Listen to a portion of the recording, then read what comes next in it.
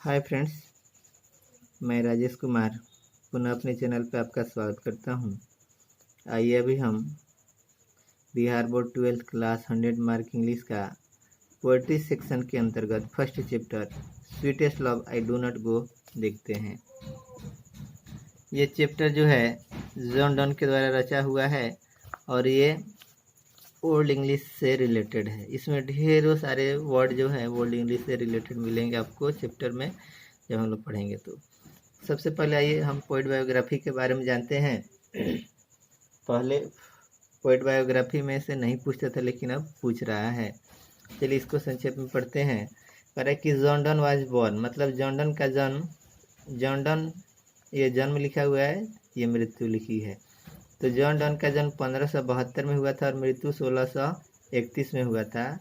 ये pioneer of a new kind of lyrical and aesthetical verse called metaphysical. ये एक प्रकार के पायनियर मतलब मार्ग प्रशंसक थे। लिरिकल माने होता है काव्यात्मक और एस्टेटिकल माने होता है व्यंग्यात्मक। ठीक है, वर्स कॉल्ड मेटाफिजिकल।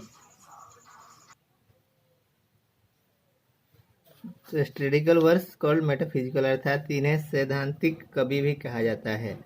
ठीक है, तो यहाँ पे आप ऑब्जेक्टिव भी इसको नोटिस कर सकते हैं कि जॉन डन को मेटाफिजिकल पोएट भी कहा जाता है। इनका जन्म हुआ था लंदन में एक बहुत ही समृद्धशाली रोमन कैथोलिक फैमिली में। लेकिन उस समय क्या है कि इंग्लैंड में एंटी कैथोलिक आंदोलन चल रहा था, मूवमेंट चल रहा था, इसलिए इन्हें ऑक्सफोर्ड यूनिवर्सिटी बिना डिग्री कंप्लीट किए ही छोड़ना पड़ा था इनके धर्म के कारण, क्योंकि ये कैथोलिक थे और वहाँ पर इंग्लैंड में एंटी कैथोलिक, लंदन में एंटी कैथोलिक आंदोलन चल रहा था। उन्होंने लॉ की भी अध्ययन किया, थियोलॉजी, धर्मशास्त्र से संबंधित भी बहुत सारी चीज़ें पढ़ी।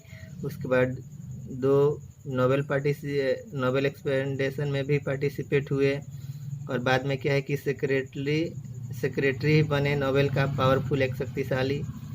लेकिन उन्होंने अपना क्या किया जी, जॉब भी उन्होंने खो दिया।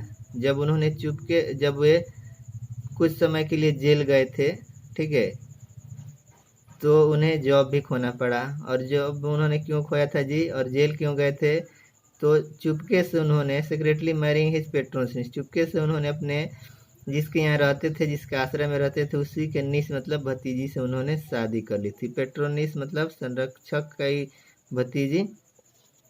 इन 1615 ईस्वी में 42 वर्ष की अवस्था में John accepted ordination in the एल्गेशन चर्च।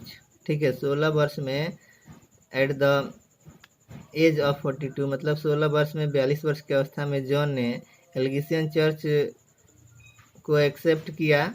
ठीक है, और अपने समय के बाद में वो क्या है कि बहुत ही ग्रेटेस्ट टीचर बने, उपदेशक बने। ठीक है, जॉन की जो रचनाएं है लिरिकल है, लिरिकिज्म है, ठीक है, काव्यात्मक है ये। उसके बाद broke completely with the Petrarchan tradition, introducing the intellectual, ये सभी चीज़ों का उन्होंने कॉलिकल टोन में उन्होंने खंडन किया। उनकी जो लव पोएम्स हैं साइंस और ज्योग्राफी के लिए खोज का विषय बना हुआ है।